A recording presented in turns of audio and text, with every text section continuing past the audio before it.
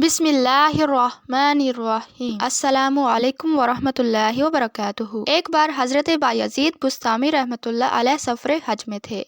सितारों से रहनुमाई लेते हुए सहरा को पार करते हुए बिलाखिर मक्का में जा पहुँचे। वो मक्का मुआज़मा का तवाफ मुकम्मल करके और हज के फरीज़े से फारिग होकर काबा के अहाते से बाहर निकले थे तो क्या देखते हैं कि काबे के दरवाजे पर इब्लीस दरवाजे से टेक लगाए खड़ा था। इसके हाथ में एक लगाम थी, घोड़े की लगाम।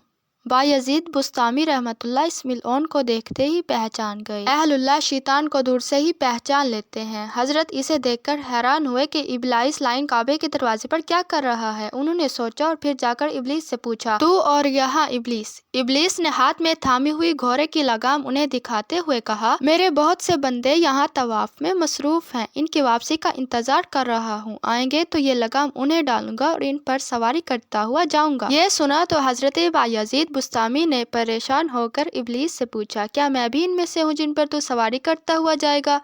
इब्लीस ने इन पर एक नज़र डाली, फिर मुस्कुराया और तंज़िया अंदाज में एक जोरदार कहकहा लगाया और आहिस्तगी से इनके कान में कहा, तुम पर तो मैं बगैर लगाम के सवारी कर सकता हूँ। वक़्त तेजी से गुजरा और बात आई गई होगी। हजरत बायज़ीद बुस्तामी मक्का से वापस अपने मुल्क लौटने के लिए रवाना हो गए। एक बार फिर वही दुश्वार गुजार सफर दरिया सहरा वादिया अबूर करते हुए सफर की मुश्किलें झेलते हुए एक तेज रू नदी के किनारे पहुंचे। उन्होंने अपना लिबास ऊपर चढ़ाया और नदी पार करने ही वाले थे कि अचानक उनकी नजर एक तरफ को पड़ी। नदी के किनारे एक दरख्त के नीचे एक बहुत ही ज़ईफ, नाबीना और लंबी दाढ़ी वाले बुजुर्ग बैठे थे। हजरत इस बुजुर्ग के पास गए, हाल अहवाल दरियाफ्त किया। बुजुर्ग बोले, बीनाई से महरूम हूँ बेटा, हज करके वापस वतन लौट रहा हूँ और परेशान बैठा हूँ कि मैं बूढ़ा नाबीना इस हालत में नदी कैसे पार करूँ। हजरत बायज़ीद बुस्तामी का दिल भर आया। उन्होंने एकदम से इस बुजुर्ग को उठाकर अपने कंधों पर सवार किया और नदी में उतर गए। पानी का बहाव खासा तेज था, बहरहाल किसी तरह वो नदी पार कर रहे थे, लेकिन अभी वो नदी के दरमियान में ही पहुँचे थे। बुजुर्ग ने झुककर इनके कान में सरगोशी की, कहा था ना मैंने तुमसे,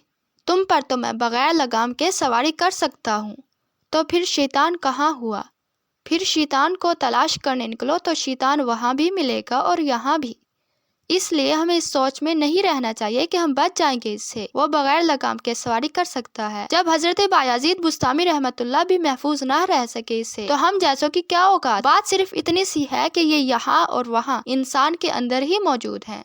तलाश करना हो तो यहाँ ढूंढो ना वहाँ, इसे सिर्फ अपने अंदर तलाश करो। नाज़रीन, वीडियो अच्छी लगी हो तो इसे लाइक कर दें। मज़ीद अच्छी और सबक आमोज़ वीडियोस के लिए हमारे चैनल को सब्सक्राइब कर दें। मिलते हैं नेक्स्ट वीडियो के साथ, तब तक के लिए अल्लाह हाफिज़।